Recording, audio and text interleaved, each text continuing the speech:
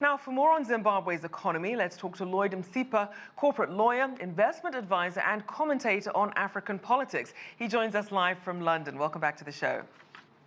Thank you.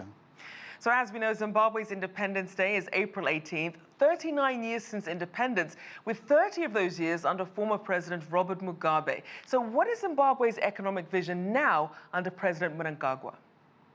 Well, of course, President Mnangagwa inherited a very bad economy, bad politics, negative relationships with the West. And I suppose that is what he's trying to do to fix that relationship, because with the sanctions in place from America and the European Union, it will be very difficult for him to make inroads in as far as the Zimbabwean economy is concerned. But obviously, there are efforts afoot to fix these relationships. But it's not an easy job. There are a lot of concerns. The citizens themselves are impatient. They want a functional economy. You promised a new dispensation, a new economy, but something is just not happening. So let's break some of that down. You mentioned the sanctions, and we saw that the US extended them for another year in March. Yes. How is Zimbabwe dealing with this, and how is it affecting the economy? Well, think about the independence celebrations today. They all sounded hollow in the sense that we are celebrating 39 years of independence, but we're not delivering to our own people. So what that means effectively is that there is a leader who is not very popular at the moment, because the exchange rate keeps on going up. Basic commodities are in short supply. Basic medical attention, you can get that from the hospitals. So he is trying his level best, but it's just not happening. We have efforts from the finance minister engaging Washington to see if he can get the sanctions relaxed, or at least chip away at some of the aspects of the sanctions.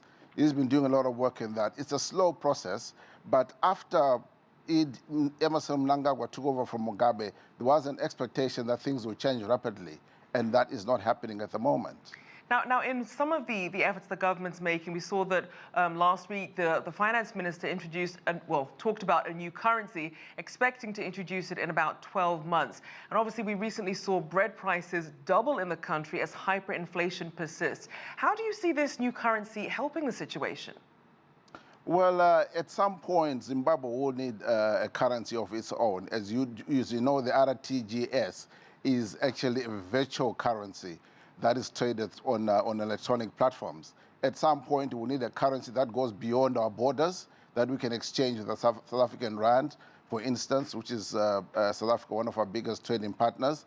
So this is not something that Zimbabweans are not really afraid of. It is something that they're expecting at some point. The RTGS was a step towards going to the actual currency. It is not possible for Zimbabwe to continue using a virtual currency. Right. And sooner or later, that has to happen. And 12 months, I think, is something, it is something that, that should happen as quickly as possible. Now, we did see that Zimbabwe and the IMF agreed on economic policies and structural reforms. How important is it to re-engage, not just with the West, but also these international financial organizations? Well, the world is now a global village. Zimbabwe cannot exist in isolation. We need to be engaged with the rest of the world. We need to have money, all financial transactions pass through the United States of America. So Zimbabwe has to join the global network in order to survive. And the efforts by the finance minister are directed at exactly that.